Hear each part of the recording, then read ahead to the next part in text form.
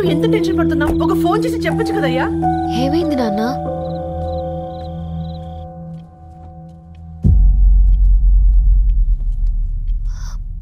ఏంటి నాన్న అలా ఉన్నారు?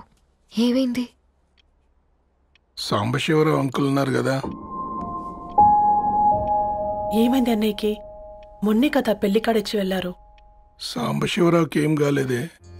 వాళ్ళ అమ్మాయి గీత ఉంది కదా, తను సూసైడ్ చేసుకుని చనిపోయింది.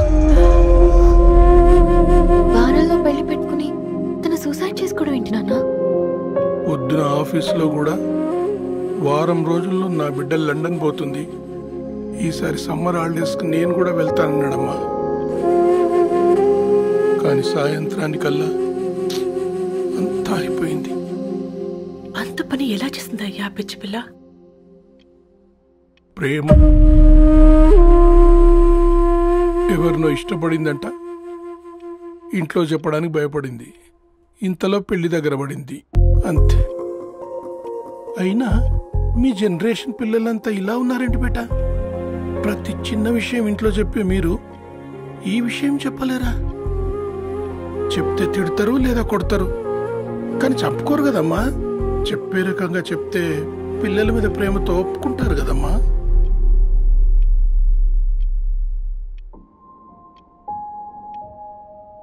అయితే ఒప్పుకోండి నాన్న. ఏం మాట్లాడుతున్నావే? అవునమ్మా, నేను ఒక అబ్బాయిని ప్రేమించాను. ఎవరే? మన ఇంట్లో పేపర్ వేసే పేపర్ బాయ్. పేపర్ బాయ్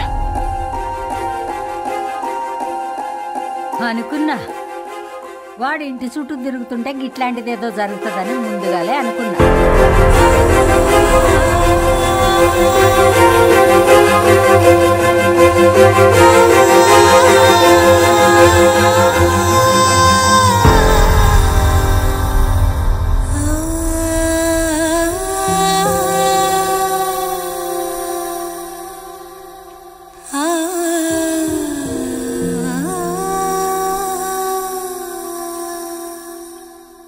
ఏం ఆలోచిస్తున్నారు నాన్న?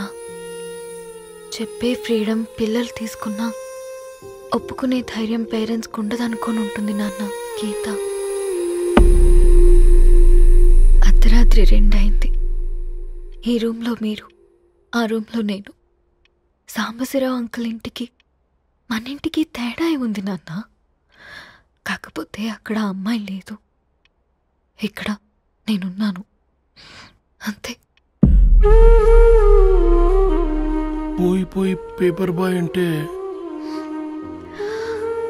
చిన్నప్పుడు మనం దసరాకి గద్వాల్ వెళ్తే ఆ కనుచూపు మేరకు కనిపించే పొలాలన్నీ మనవే అని చెప్పేవారు. కనీసం ఇప్పుడు వెళ్తే మీ కంటి చూపుతో గుర్తుపట్టగలరా?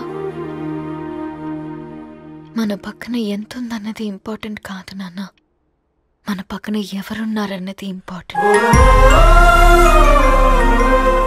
ఒక అమ్మాయికి ఫాదర్ ముందుండాలి, బ్రదర్ వెనకుండాలి, భర్త పక్కనుండాలి అని అంటారు కదా నాన్న. పేపర్ బాయ్ అయినా ఇంజనీరింగ్ చదివాడు, ఇంటిని చూసుకుంటున్నాడు, బాధ్యతలు తెలిసినవాడు నాన్న. భవిష్యత్తు బాగుంటుంది.